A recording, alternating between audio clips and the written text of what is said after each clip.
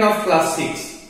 As you know, we are discussing this chapter which is very interesting, that is energy and simple machine. Now, I will just teach you how to perform few of the numericals which are there in our syllabus. But before I start the numericals, let me tell you about few things.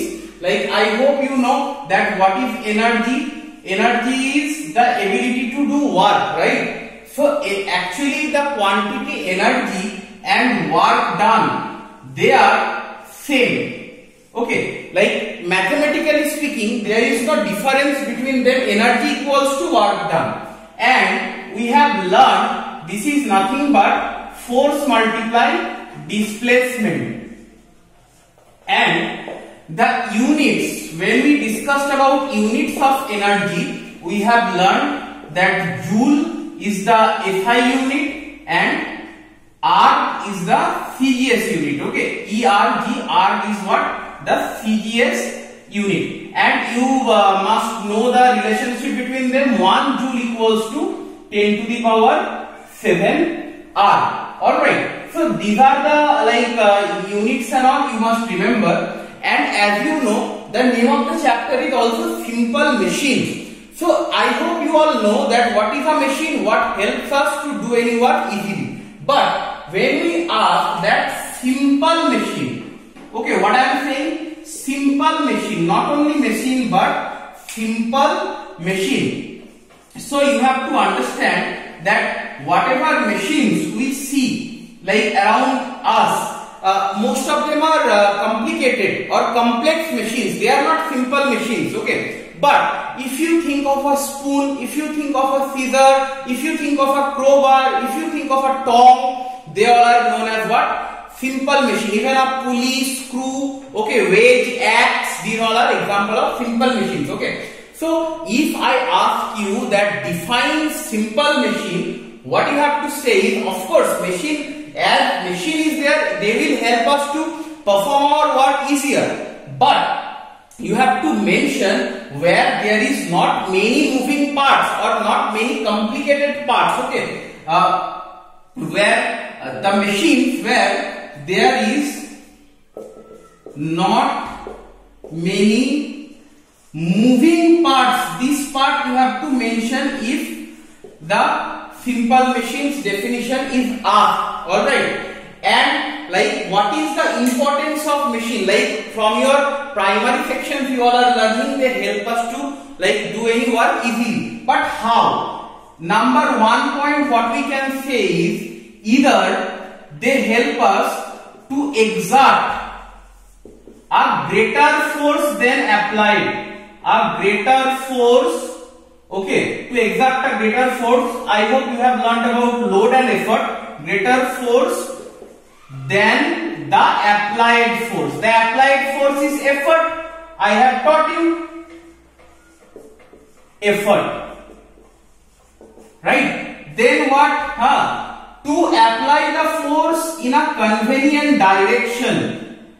To apply the force in a convenient means what? Where you feel easy. Okay, convenient direction. You have seen this case in this thing in case of pulling, like you are dragging the water this way, but the water coming in this way. Okay, or like to enhance the speed of the work.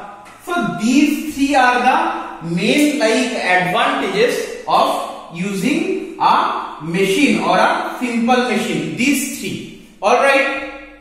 Well, now we will discuss about the mechanical advantage of any lever. Okay. Lever, you know, that is one of the simple machines. Okay. And you have already learned there are 3 parts of a lever. Lever is basically a bar or a stick or a piece of, like, it can be wood, it can be piece of metal. Okay. But it has to be either a single bar or a double bar like scissor, which is pivoted at a particular point, and around that point it can rotate. What is the name of that point? We have learned fulcrum, right?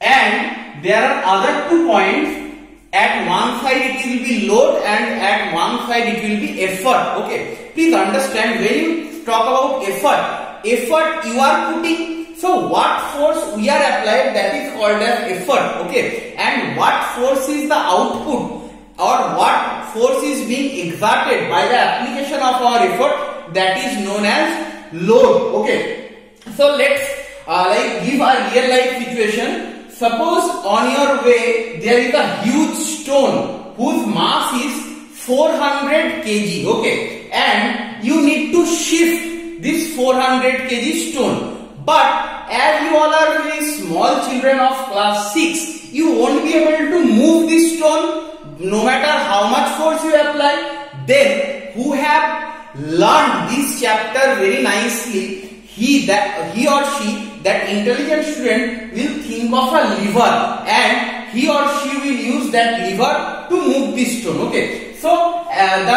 lever used here is a crowbar. Okay, and it is pivoted here a fulcrum. Okay, we can take a support of a piece of block, wooden block or a stone, and see. So the person will be standing say here. Okay, and he will try to put some effort at that side of the lever, and as the stone will be moving here, this side will be load. Okay, so if I just remove this diagram, so you understand this will be the effort and here it will be the load. Okay, and I taught you that load and effort, they are the amount of forces. Okay, if you are asked that what is load, what is effort, they are the forces. Okay, not the energy, not the water, not the distance. Okay, so let's understand. Here it is load and here it is effort. I mean, on this point of the lever, load is the output, and this point of the lever, effort is being applied. Okay, now you have to understand the distance. Okay, the load arm and effort arm will come here into business, and you need to understand the distance. Say in the previous part we have said that work done equals to what? Force multiply displacement. Say this much of this is say d1 and this distance say it is d2. Okay, so what we can say, this force multiply this displacement, so load multiply d1 equals to effort is also a force and work done is what? Force multiply displacement.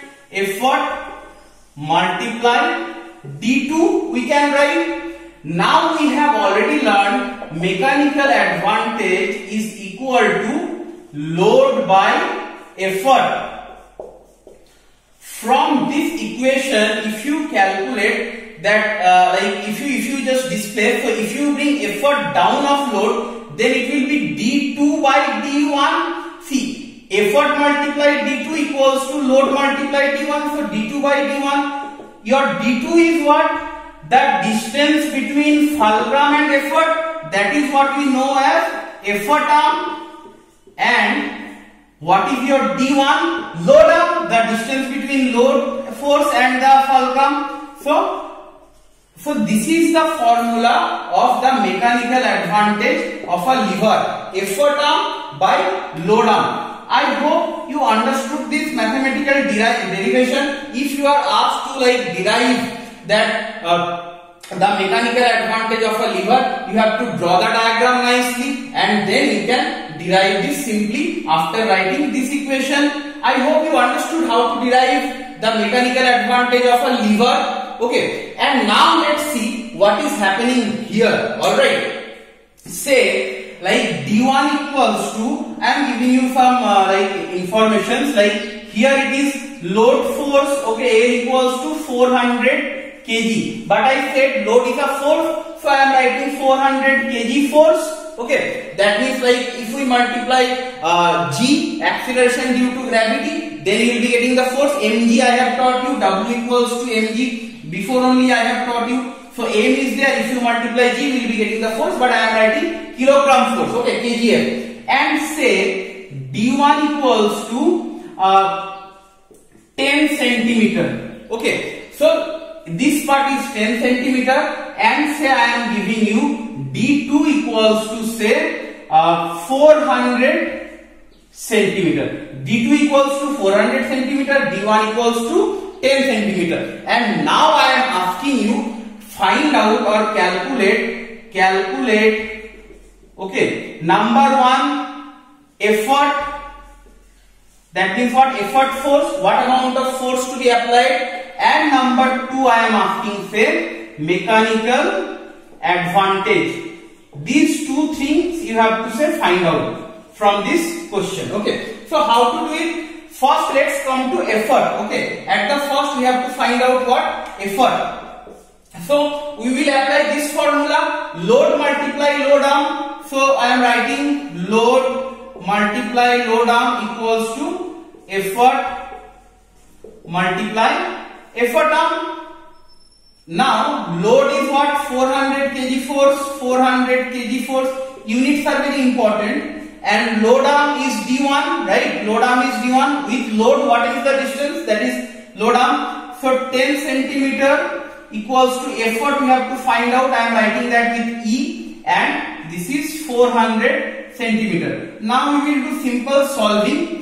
E equals to, we will write 400 kg force multiply 10 centimeter divided by 400 centimeter. So let's see, this 400 got cancelled. Okay, centimeter got cancelled. So what we have? 10 kgl. So this is the amount of force that has to be applied. This is the effort force. Now if you are asked to calculate the mechanical advantage, you simply use this formula, effort arm by load arm. So instead of effort arm, I am writing 400 because effort arm is here 400, right? D2 is 400. So effort arm is 400 and load arm is how much? 10 centimeter. Let's write the units also so that we can see the units get cancelled. So 400 centimeter by 10 centimeter equals to how much? 40. So the mechanical advantage will be 40.